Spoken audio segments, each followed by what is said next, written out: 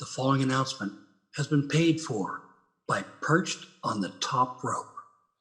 Welcome, everyone, to Perched on the Top Rope. I am your host, former dirt sheet writer from Sports Keto, Ringside News, Daily DDT, The Sportster, and The Richest. I am Lee Walker, and today, apparently, is Pick on Goldberg Day. Now, Bill Goldberg, WWE Hall of Famer, had recently went on a podcast, Nothing Left Unsaid, with Tim Green. The big spot that has blown up so far is him talking about Asuka. And I'm going to play that clip right now. What's that? A girl what? Beat my undefeated streak. Oh, I didn't know that. What's the story there? Yeah, I can't even remember. Asuka is her name, some Japanese girl. And they touted her as being the one to have the longest winning streak. And it just so happened that culminated when I got there, right? And then it just so happened that every single wrestler uses the spear in their moves, right?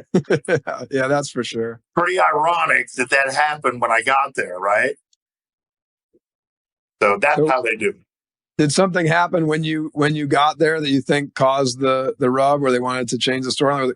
Was there one thing, or do you think it was just kind of? No, the fact that I didn't get along with Paul Levesque, which is Vince's son-in-law, I think had everything to do with it when I got there. Damn, Goldberg. Damn. However, that's not the end of this, because in 2017, that's right, 2017, when Asuka defeated Goldberg's undefeated streak, she had written a tweet how she respects Goldberg and things to that nature, which Scott Hall responded that she had more talent than Goldberg. Just saying. Bill Goldberg himself would quote tweet Asuka. And as you see it, ... the streak is in very good hands. Congrats. As he retweeted Asuka back in 2017, and in 2024, he can't even pronounce her name. Wow. Anyway, on the same podcast, Bill Goldberg decides to talk about the Bret Hart ending Bret Hart's career. That you've seen the clip of Goldberg seemingly ending Bret Hart's career. I'm going to read off what Goldberg said on the Nothing Left Unsaid with Tim Green podcast. For you, Tim Green, I will talk about it. For any other piece of media or any other podcast, I won't talk about it anymore. Bret Hart. I was a baby in the wrestling business when I was in WCW. I had a rocket in my butt as far as trajectory is concerned, character-wise. Bret Hart had just left WWE. We all know about Bret Hart being one of the best wrestlers in the history of the world. I was looking for as many mentors as humanly possible. And this guy was one of the best ever. I was enthralled by him. I didn't idolize him by any stretch. I don't idolize anyone. But I put him on that pedestal to be someone to very much learn from.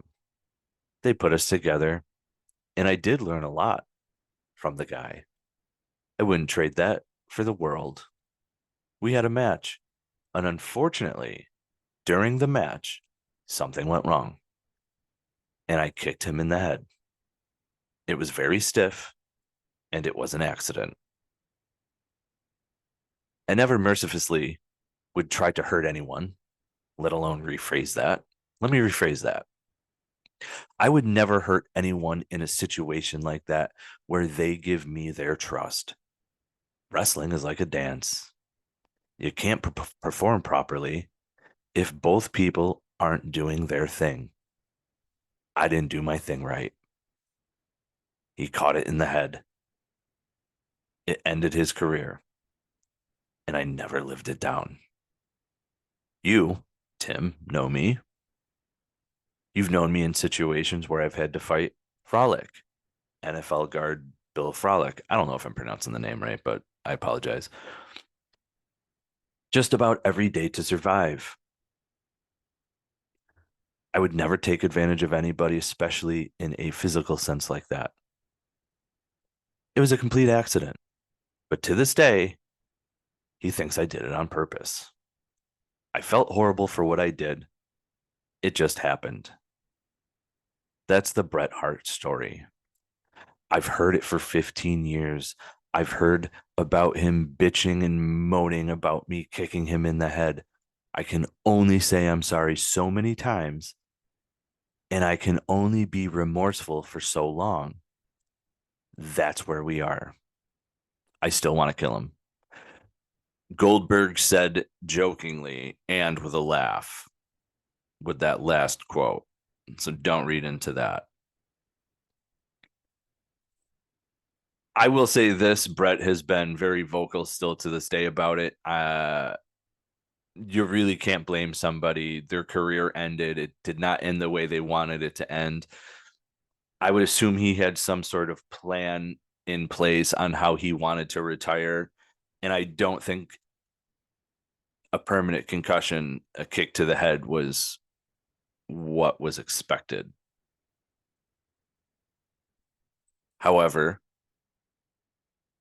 Bill, over the last 15 years with the Bret Hart story, has apologized. Like he said, I would love to see these two in a room together and hash things out. Obviously, that's not going to happen, but accidents happen. But you know, it's not an accident. You can go to our YouTube at youtube.com at Perched on the Top Rope and watch our interview with Rob Van Dam. We also have Lash LaRue, Steve Kern, B. Brian Blair, Fred Ottman, Dr. Tom Pritchard, many, many more interviews, all sorts of interviews on the YouTube page, YouTube at Perched on the Top Rope. And as far as podcasting, you can go to Apple Podcast, Perched on the Top Rope. Remember, spoiler free is the way to be. I'm out.